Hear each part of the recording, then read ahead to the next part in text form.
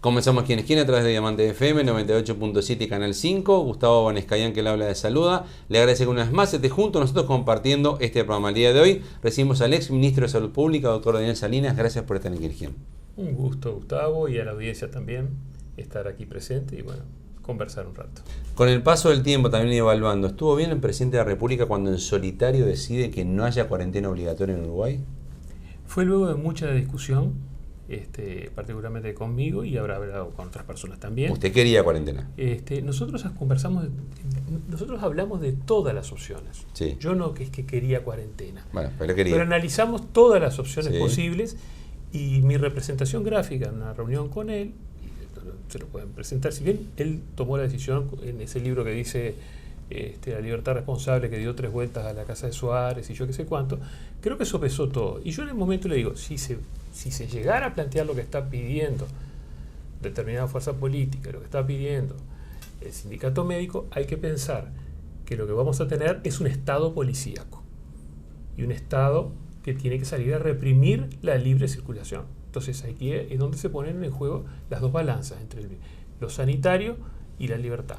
Y yo creo que nosotros manejamos a calzón quitado, conversamos el tema y pusimos todas las cosas que tenían a favor y las cosas que tenían en contra. ¿Y cuánto se podía sostener eso en el tiempo? E inclusive más, yo le dije, es un problema, y esto también tuve una conversación con un líder político de la oposición por teléfono.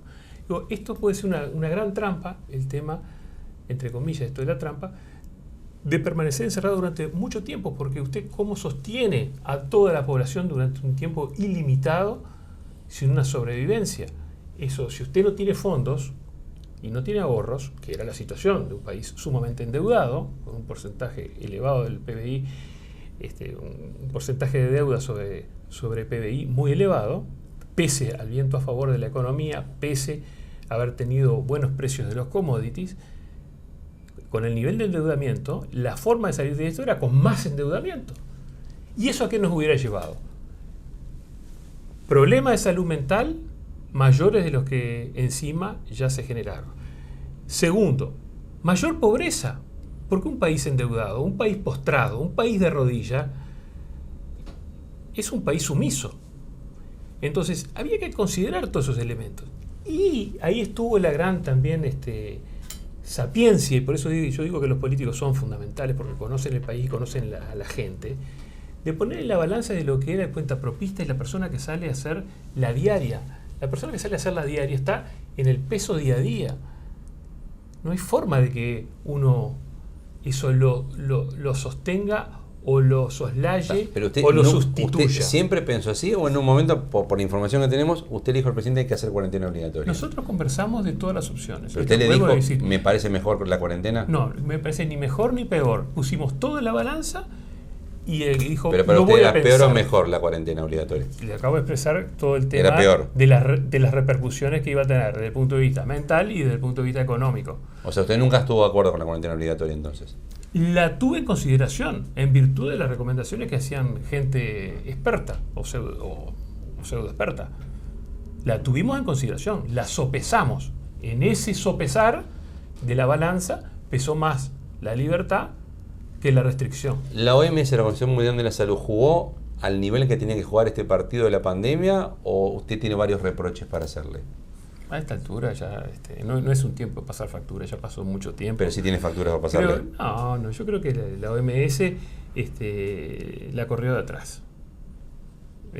Ahí le pasó la factura. Esa es mi impresión, la corrió de atrás. Pero, es bueno decirlo también, luego fue recuperando terreno y fue formando, tomando posición y formando opinión también, que eso ayudó. Y la OPS también. Entonces, yo creo que eso es interesante porque hubo una evolución, de alguna manera, desde una... primero, digamos, hubo de alguna manera una omisión en los reportes de los casos originales y una falta de atención. ¿Pero eso era por manejo o por simplemente por correr atrás? Ya es hipotético todo, ¿no es cierto? Eso, ahí entramos en un terreno. ¿Pero usted sentía que se manejaba según la conveniencia de alguno, la información? No, yo no sentí nada de eso. Digo que la corrió de atrás. Por ejemplo, la corrió de atrás con el uso de la mascarilla. La corrió de atrás con la inmunización. Pero era porque no había, en embarazadas. teoría. Como no había, se promovía, era porque no había mascarillas suficientes, se promovía. No, porque eso se puede hacer de tela. O sea, nosotros acá estábamos muy atentos a que se diera la primera señal del tema de la mascarilla, pues teníamos la convicción de que la transmisión era aérea y que era una forma de protegerse. Y habíamos hecho cantidad de mascarillas de tela, ya lo habíamos hecho acá desde el Ministerio de Salud Pública, a pesar de que hubo alguna donación de mascarillas para algún lugar previo a que asumiéramos, ¿no? Pero fue todo un tema interesante, falta de equipo de protección personal, falta de preparación de la institución global para pandemias. Digamos. ¿Estamos preparados para una nueva pandemia? Si pasara una pandemia, ahora está, pasamos de murciélago al aviar, del aviar al equino, bueno, todo lo que está ocurriendo, todos los bichajes que hay ahora. Si hubiera otra pandemia que no es descartable, ¿está preparada la humanidad ahora o no aprendimos? Yo creo que hicimos una buena curva de aprendizaje. Creo que la Organización Panamericana de la Salud y la Organización Mundial de la Salud están en un plan específico para preparación ante eventuales pandemias y creo que aprendimos mucho. Sería muy torpe de parte del ser humano, como en general, no digo de una población en particular, sino del ser humano, no haber tomado buena nota de cómo se debe manejar una pandemia. ¿No nos pasaría lo mismo otra vez en teoría? Pienso que no, que mitigaríamos rápidamente, porque sabríamos cómo comportarnos, estudiando bien las vías de transmisión, dando recomendaciones que se apeguen a la evidencia científica, fabricando las vacunas que correspondan de acuerdo a la tecnología disponible. O sea, paralizar el mundo un año y pico otra vez no se daría. No. Yo creo que no se daría, que eso no se volvería, que eso generó un gran endeudamiento inclusive en las grandes economías desarrolladas. Y que eso es un problema que en algún momento van a tener que laudar con los organismos internacionales de crédito. ¿Hay países sumisos hoy en sus términos, hoy por el tema de la pandemia, porque tuvieron que endeudarse? Habría que ver los números, pero hay muchos países que quedaron en una situación frágil. Y tomaron endeudamiento y en algún momento, cuando se desequilibran las cuentas, esas cuentas hay que pagarlas en algún momento. Y van a tener que negociar, pienso yo. ¿Uruguay usted cómo lo ve? ¿Lo ve Está soberano? Sólido, ¿no? Uruguay, ¿Lo ve a la altura? Uruguay soberano porque Uruguay tuvo soberanía con los test para rápidamente hacer testeo, rastreo, aislamiento. Después se desarrolló la herramienta informática y la app coronavirus. Después vacunamos más rápido que en toda Latinoamérica, incluyendo Estados Unidos y Canadá. Y quedamos cabeza a cabeza con Chile, vacunamos un gran porcentaje de la población, alcanzamos la inmunidad de rebaño, la inmunidad de un porcentaje significativo de la sociedad que nos permitió retomar la actividad educativa antes que nada. Ahora estaban dando las pruebas de PISA y Uruguay cayó mucho menos que los demás países. ¿Por qué? Y bueno, el ministro de Educación y Cultura manifestó que él comparó los días de falta de clases que había entre Uruguay, Argentina y diferentes países, y realmente México, y realmente fueron una cantidad de días sin clase. Y eso impactó. En la OCDE, que es todos los países desarrollados más Colombia, también hubo una caída en las tres mediciones, en aritmética, en lenguaje y en comprensión, y una caída significativa. Y Uruguay bajó en la parte matemática, se mantuvo en lenguaje y creció en ciencias. Entonces, esas cosas son las que nos permitió, uno, por una parte, reconocer lo bueno de Uruguay, que tenía las plataformas digitales heredadas como el Ceibal, adaptadas para plataformas educativas. La conectividad que teníamos y la que se mejoró posteriormente con la fibra óptica. Y lo de la Ceibal es un proyecto que hizo Tabaré Vázquez. Por eso, mérito del Frente Amplio. ¿Y por qué no? Y si lo que es, ¿no? Lo que es. Y lo que no es. Ahora, el contenido que se le estaba dando era muy inferior. Entonces, pero usted no hubo una herencia maldita del Frente Amplio. Pero depende de lo que estemos hablando y del sector. A ver. Y por ejemplo, si usted me habla de la administración de empresas públicas y demás, que no quiero hablar de política, porque le dije que no. Está bien. Pero digo, no es que haya. Yo no hablo ni de herencias, ni adjetivo, ni nada. Es usted que dijo herencia maldita. No le pregunté si era. No, digo, yo no opino de eso. Yo digo, en temas sanitarios tenemos un sistema nacional integrado de salud funcionando y perfectible. Mejorable. ¿Es una buena herencia la que recibió? El Sistema Nacional Integrado de Salud se remonta al siglo XIX, lo que hubo la bondad de generar una cobertura universal de salud con un financiamiento, que es un financiamiento desfinanciado en $700 millones que sale del bolsillo nuestro a medida de impuestos. Por eso digo que es un tema que va a haber que revisar. Lo mismo que el tema de las gobernanzas. Revisar cómo se paga. Y revisar cómo se financia. Por eso, ¿cómo si se paga? le faltan 700 millones de dólares al final de cuentas, que las pone rentas generales. ¿Y quién debería rentas pagarlo? generales, ¿quién es? Somos nosotros. ¿Y quién debería pagarlo eso? Bueno, hay que estudiarlo, hay que discutirlo ¿Su político. idea? Para los problemas políticos hay que buscar las soluciones políticas. Pero su idea, ¿cuál sería? Pero el financiamiento ¿Sí? tiene que partir de la base del propio FONASA. O sea, Es subir el porcentaje. Las soluciones habrá que estudiarlas y tendrá que ser de consenso. No puede ser una solución de un partido o de una coalición. Tiene que ser una solución de consenso para que esto no sea discutible. Pero cuando dice vía FONASA es aumentar el porcentaje que se paga de FONASA a algunos. Ese es un mecanismo, por ejemplo. Ese es, por ejemplo, un mecanismo. Usted a vía de ejemplo pone un mecanismo y ese puede ser un mecanismo. Pero no está bueno que se siga pagando rentas generales, dice Por ustedes. ejemplo, también hay una devolución de FONASA. Que no se vuelva más.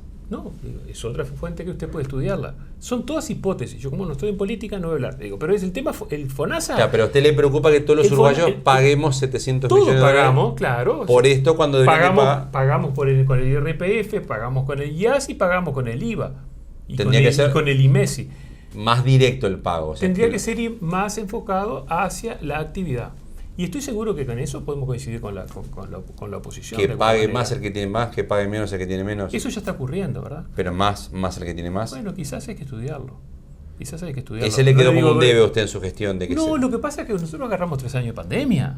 De 2020 al 22 estuvimos en un potro salvaje, subido arriba de un potro salvaje y tratando de sacar lo mejor posible de la situación. E hicimos una cantidad de mejoras al sistema, que a veces las reconocen y a veces no. Pero ¿Es el integrado programa el de ataque sistema? es bastante integrado, pero le faltaba integración. Y las muestras quedaron en la pandemia. Si usted quiere en los atender ese emergentes. ACE, no lo van a atender. Sí, en el caso de las trombólisis de ACV. Y por Solo eso yo eso. digo, no, porque las O trombectomías una emergencia también. que tengan. Pero Las digo, emergencias, la puerta de emergencia es nacional. pero si usted quiere ver al oftalmólogo en ACE y es de una mutualista, no lo van a atender. Sí, hoy por hoy no. Por eso hay que ir a una mayor integración en los niveles, en redes de integración, que es la atención primaria en salud, que es un tema que hay que abordar y que yo creo que eso puede ser algo disruptivo, pensar que a nivel de la atención primaria en salud, la parte pública al menos, y que engloba todo, porque engloba la educación, la prevención, el tratamiento, la rehabilitación, los cuidados paliativos en un nivel no complejo, en un nivel de policlínico, pasaré a depender de los municipios y por tanto de algún alcalde con su consejo de... A ver, explíqueme un poquito de eso, Claro, cómo es la idea. porque un primer nivel, es decir, la atención primaria en salud... Hoy yo voy a mutualista o voy a ACE, ahí me atienden. Sí. ¿Su idea cuál es? No es el tema es que usted tiene una superposición de cosas en el interior, por ejemplo, Sí. y en Montevideo mismo, en el cual usted tiene sanidad militar, sanidad policial, ACE, mutualista, seguros privados. y seguros privados. Pero seguros privados no se mezclan, digamos, un 3% de la población, esa parte, pagan por un diferencial. No están en el FONASA. Una parte del FONASA va ahí y pone una adicional. Todo lo demás. Entonces yo lo que yo digo es, para el sector público al menos, comenzar, o tiro esta idea a discutir con la sociedad, tiro esta idea de que en atención primaria de salud y que es una atención integrada, que mejora el acceso, que va por el obtener que el 30% de la población, mejorar el acceso en un 30% de la población, alcanzar el 6% del PBI, del gasto público en salud, que estamos en 5,9%, y gastamos el 9,1% del PBI en salud, además, mejorar la accesibilidad para el 2030. Pero en los hechos, ¿cómo se traduce? En los hechos se traduce a nivel de los municipios. Sí. El municipio se haga cargo de la policlínica. Y ahí atienden sanidad policial, sanidad militar y salud pública. O sea, no importa si la persona... El origen. El origen, si es militar, se puede atender en ACE porque está dentro del municipio. Y el hospital de segundo nivel, que dependa del gobierno departamental. El de nivel intermedio de complejidad. Del gobierno departamental. Que es el segundo nivel de gobierno. Para hacerlo en médico. Para que no Medicina general en el municipio. Por ejemplo. Policlínica, municipio. Sí. Hospital, gobierno departamental. Perfecto. Y tercer nivel de complejidad, que son los IMAE, STI, intervenciones, cirugía cardíaca, Sí. etcétera, trasplante, todo lo demás, nivel nacional. Entonces, usted lo que Y tiene ahí que el hacer Estado le es transferiría recursos a los municipios tiene que transferir y a los recursos gobiernos departamentales. contra las metas obtenidas y contra las prestaciones que está ofreciendo. Pierde control político. Pero lo gana el control político a nivel local. Se lo puede pasar a otro partido político. Pero lo que importa es el servicio de la salud. ¿Y no importa la política?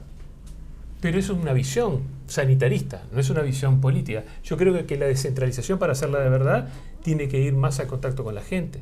Y creo que más le van a golpear la puerta a un alcalde o a un intendente porque falta un especialista, porque falta un medicamento básico, que venir al centro de ACE es más difícil llegar. ¿Esta idea no le dio tiempo por la pandemia de plantearlo o se le ocurrió después? No, es un tema que he venido manejando y he venido viendo qué oportunidades de mejora tiene, porque próximos años se va a hablar de que hay que reformar el sistema. Entonces, hay dos patas. ¿Cómo vemos el sistema? Como reforma y como sistema de atención con eje en la atención primaria de salud. Y en segundo lugar, me preocupa el financiamiento del sistema para que tenga sostenibilidad, porque tiene cosas positivas y porque fue positivo el sistema y porque el sistema es continente y porque el sistema no se derrumba por distintos motivos. Es sólido. Ahora, es sólido porque recibe 700 millones de dólares al año. Entonces, hay cosas para mejorar, digamos. O sea, y yo creo que eso importa, digamos, a futuro. Digamos. ¿Sigue siendo votante de Cabildo Abierto? Bueno, no ha llegado el momento. Bueno. Pienso que de acuerdo a las opciones que voy a tener, creo que voy a votar Cabildo Abierto, sí. ¿Piensa influir para que en el programa de gobierno de Cabildo Abierto esta idea suya sanitaria se instaure? Ya la expresé ayer en el Foro Nacional de Atención Primaria en Salud. No, fue público. No, pero digo... Fue público. Pero en Cabildo Abierto. Yo les pongo para discutir y para que la... ¿Pero no va a pedir a Manini pongan en el programa de gobierno? No. Que la destruyan, la construyan, la den vuelta. Es un insumo, pero desde una posición autónoma, porque ya dije, yo no estoy ya en temas políticos. Eso no quiere decir que no piense políticamente o que no tenga una visión política. Con esta idea que usted tiene, más el financiamiento vía, por ejemplo, aumento del FONASA, el sistema se equilibra financieramente y hay mejor atención y es integrado. Totalmente, porque el tema de la atención primaria en salud es un concepto de longitudinalidad y transversalidad. Longitudinal a lo largo de la vida de la persona. Y como le decía, educación, promoción, prevención, tratamiento, rehabilitación y cuidados paliativos. Longitudinal. Y transversal porque integra los niveles de complejidad. Primer nivel de atención, segundo nivel de atención hospital, tercer nivel de complejidad. Entonces usted tiene esa integración y eso hace que sea más equitativo, que sea más accesible, que sea más costo efectivo y en definitiva una mejor salud, porque usted le permite hacer acciones preventivas en lugar de estar curando. No es lo ideal curar enfermedades, no es ideal ir al médico cuando uno ya está enfermo. La actitud sana es tener una actitud preventiva y la mejor manera de tener una actitud preventiva es tener una buena medicina familiar y comunitaria desarrollada. Un buen primer nivel. El médico de familia que se llamaba. El médico de familia que conocía a todo el mundo. Que conocía a todo el mundo y que era el médico que visitaba a toda la familia y que conocía en qué trabajabas, cuándo salía, cómo te alimentabas. Que hoy no lo forman a los médicos así. Tenemos un posgrado de medicina familiar y comunitaria. Sí, pero hoy lo forman cada uno en su chakra, no lo forman para que vea integralmente a las personas. Vaya a una medicina general a que le recete un medicamento para la hipertensión. Hubo un cambio. Lo va a mandar a cardiólogo. ¿Cómo? Si va a medicina general para que le recete un medicamento para la hipertensión, bueno, lo manda a un cardiólogo. Por eso es la importancia del médico de familia y comunitario, que tiene que tener una rápida inserción el estudiante en el medio, que tiene que tener una interacción con distintos niveles sociales y que tiene que estar capacitado. Eso es lo que tú haces referencia muy bien y que puedo coincidir en parte, es lo que se refiere a un primer nivel de atención continente. ¿Y qué te quiero decir con un primer nivel de atención continente? Que tiene que ser capaz de resolver el problema el médico. Hoy lo pasa. Hoy juega mediocampista. El problema es que cuando son todos número 5. Cuando le pasa la pelota al especialista, se genera ahí algo específico. Y ahí empieza el paciente a recorrer toda la cancha. Distintos tipos de especialistas. Y el tema es que el especialista a veces no ve la otra historia. No digo que no generalizo tampoco, ¿no? Pero es muy importante tener la visión holística o global del paciente y no perderse en detalle. Hay que saber los aspectos sociales, laborales, si vive solo, si vive acompañado, si tiene algún deterioro, si no. ¿Qué recetó el otro médico? Yo cuando daba consulta en su momento, miraba... además de lo mío... De otras especialidades, sí, pasado. Las últimas consultas, por ejemplo, de neurología daba, entonces miraba psiquiatría, miraba cardiología. Cuestión de cuando yo tenía que recetar, no hubiera una interacción medicamentosa negativa. Pero porque aparte, usted lo hacía. No estaba formado para eso. Bueno, la vieja escuela era así. el primer nivel de atención tiene que ser continente. No tenés que derivar lo que tú podés resolver en tu nivel. El 80% de los problemas de salud se resuelven en un consultorio con un médico y un recetario. Y el 20% se deriva y es el nivel más complejo. De ese 20%, un 15% es para hospital y un 5% nivel terciario. Ahora, ese 20% te consume el 80% de los recursos. Entonces, ahí es donde hay que tener atención. Ahora, cuanto mejor mejoras la atención primaria de salud y el primer nivel de atención es continente, la ecuación mejora. Y aquí lo que importante que tú decías es la tendencia que tenemos, y que no digo de regularlo de alguna manera, pero estudiarlo es un tema conocido por los administradores sanitarios, que cuando uno deriva al especialista, a veces el especialista, que no lo tomen a mal mis colegas, tiene la tendencia a retener al paciente. Véngame a ver dentro de 3 meses, véngame a ver, y está el tema de la repetición de la receta, se hace la receta prolongada, tratamiento prolongado, y eso está bien. En determinado tipo de patologías te lo exige. Tú tenés una epilepsia, te lo exige. Tú tenés un deterioro cognitivo, bueno, devolvéselo al médico general y que te venga a ver al año de pronto. ¿Se entiende lo que quiero decir? Hay un tema de tener la pelota abajo del brazo por parte del especialista. Y bueno, tenés tu chacrita. Tenés tu cohorte, digamos, tenés tu volumen de pacientes. Y eso no está bueno. Yo creo que está bueno el primer nivel de atención continente y devolverle la pelota al médico general. Yo siempre mandaba cartitas para el médico general y que me venga a ver en tantos meses. ¿Por qué? Porque consideraba que era así. Aparte me divertía más porque veía otros pacientes nuevos, otros diagnósticos y otros desafíos. ¿Le invito a una pausa? Bueno. Continuamos a partir de mismo aquí en Quién es Quién con el ex ministro de Salud Pública, doctor Daniel Salinas. Le recordamos, como siempre, hora principal de emisión de nuestro programa, jueves 22:30 horas en Canal 5, repeticiones viernes 10 de la mañana en Diamante FM y sábados 13 horas en Canal 5. Pausa y continuamos en Quién es Quién.